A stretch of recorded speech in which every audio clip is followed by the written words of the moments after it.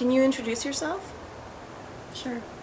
I'm Maureen Chute, and I work for the Burnaby Hospice Society. I'm their bereavement counselor and coordinator of the services. Tell me a bit about what you do here at the Burnaby Hospice Society. So it's my job to answer the phone when people are calling after they've had a death in their family, or maybe a close friend has died, or maybe they're calling for someone who's a close friend and they're seeing them really suffering. So we take the call here, we have people come in and they can meet with us for an initial intake session, and we can see whether or not this is going to be something that's going to be helpful to them. We provide a number of services in addition to grief counseling. We also provide grief support groups, and those are tailored for certain types of losses as well. So for people who have lost a spouse or their life partner, there's a group for that.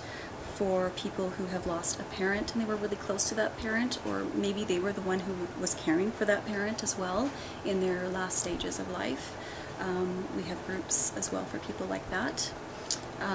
We also have volunteers who can spend time in the community with people, and we provide memorial services throughout the year, especially this time of year, when people can come together with others like themselves who are also trying to get through the holidays, even though they've had a loss and they're grieving.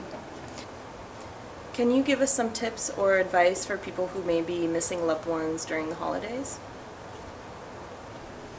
Yeah, this is often a tough time for people. You know, we get that message that we're always supposed to be merry and bright. So people who are grieving often ask themselves, what's wrong with me that I can't join in all these festivities?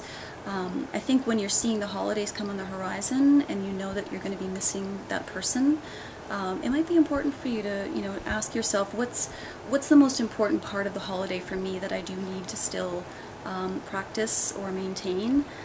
Is it still the Christmas dinner, or is that going to be too hard for me this year? And does somebody else need to host that? And am I even going to go to that this year? So being honest with themselves, being patient with themselves as well. It's not a bad idea to elect a spokesperson within your family or friendship network who might be able to speak a little bit for you if you just don't feel like showing up to some of these things. And then deciding what things you do feel like showing up to. Some people have told me that they'll keep a gratitude journal, that this helps them to combat some of the intense sadness that they're suffering from, the maybe regret or even guilt that can be there for people as well. These are all parts of grieving. So others have actually shared with me that they've contributed back to the community at Christmas time or during the holidays. There's something about that whole being able to give back to someone else. It also creates a little bit of a diversion for them and another place to focus for a while.